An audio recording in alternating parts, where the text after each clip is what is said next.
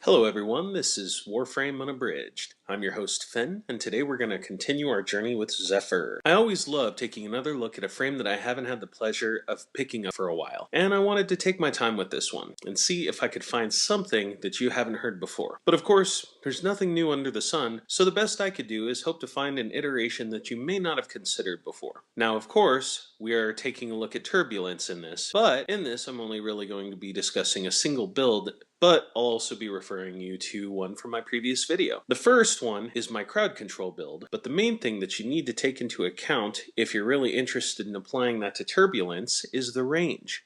Simply max out your range using overextended, stretch, and cunning drift. As you can see, the negative power strength has little to no effect on the build because it's not focusing on the damage she deals. Now with Zephyr, her damage is in her weapons, and whether you are a fast Zephyr that uses area of effect weaponry, or a slow Zephyr that really only uses her mobility to find vantage points from which you can snipe, you're still mostly going to rely on weapons for her damage. Now, what we are looking at here is a build that focuses purely on her defensive capabilities. Again, you don't need to focus on anything in particular with it besides range to accomplish this. Keep in mind that narrow-minded will sacrifice that range, so I would recommend not using it. In the same build that I can ragdoll 30 meters of enemies with my dive bomb in the previous video, I can also deflect all of the gunfire and laser fire that I wish, even if I am standing still and doing nothing. The only thing that I have to worry about, if I'm standing still and doing nothing, is a bombard's explosion. But that, of course, falls to context. Now, Zephyr, giving you the context here, she is obviously intended to be an air combatant and is capable of remaining airborne quite easily. This alone provides enough context to show you that she should not be close enough to the ground to worry about a bombard. Her context is in her kit. Take a moment to ponder the operation of an automobile. Just humor me, okay? If all you do is hit the gas and you're just gonna plow forward, you're just gonna hit something and destroy the vehicle. But if you take something that is a part of the vehicle, the steering wheel, you will have less of a chance of plowing into something. If you use the brakes, you'll further decline your chances of an accident. If you use your indicators, you will further decline it. And of course, if it is nighttime, you may want to use your headlights as well. That being said,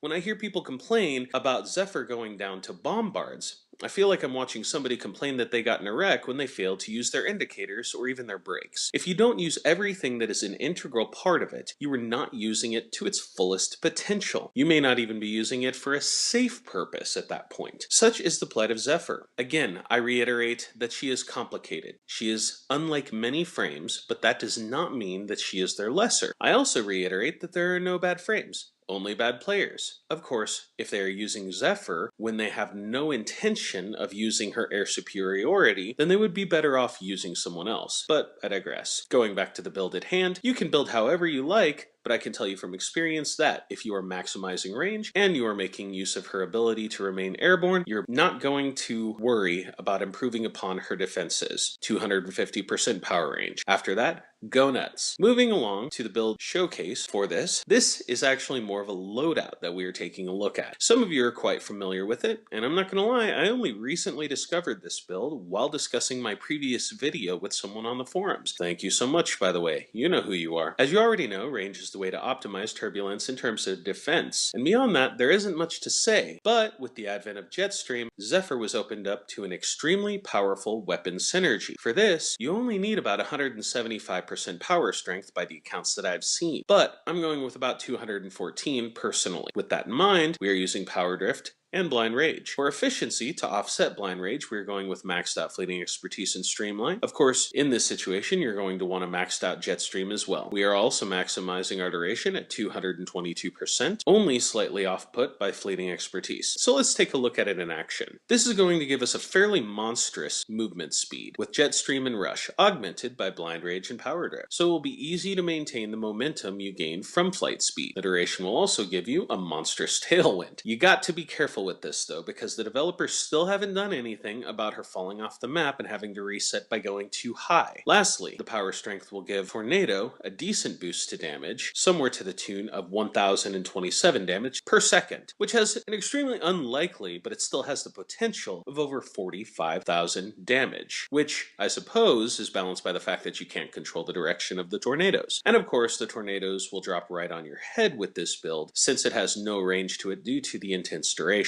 Now, the total bonus flight speed falls somewhere around 260%, and with that, the keynote aspect of this loadout is the Toncore. Yeah, I know, you already knew it was coming. So, let's get to it. Now, the Toncore, which you can see is detonating on impact when it has enough movement speed from the combined efforts of Jetstream and Terminal Velocity. So, my suggestion is get a Ribbon mod to replace Terminal Velocity and don't stop re-rolling that crap until you get flight speed, because it will pay off. The mission that you see, I am actually paired up with the greatest noob cannon possible. Come on guys, we all know it. It's Mirage with Sinoid Simulor, and of course she's throwing on Eclipse to add insult to injury. And at the end of the mission, spoiler alert, I completely outperformed her in damage. Now I believe that this was also due to the fact that I was remaining airborne, because I could see the enemies further away and I could hit them with better precision at a greater range than Ms. Noob Cannon 2016 here. Sorry to have kept it short and sweet this time, folks, but there isn't a whole lot to note about this power beyond the way to optimize it for defense and the way that it has a unique synergy mechanic with the Toncore. If there is, I welcome you to post below anything that you may have discovered that I might have missed. I'm always eager to learn, and I've already had to empty my cup a little bit for this, so get me while I'm humble, why don't you? That's pretty much it for today, folks. If you like what you saw, go ahead and hit that like button. If you particularly enjoyed the video, feel free to hit the subscribe button for more Warframe content. Next time, we'll be discussing Tornado, and I hope to see you there. Until then, stay safe, Tenno. This is Finn, signing off.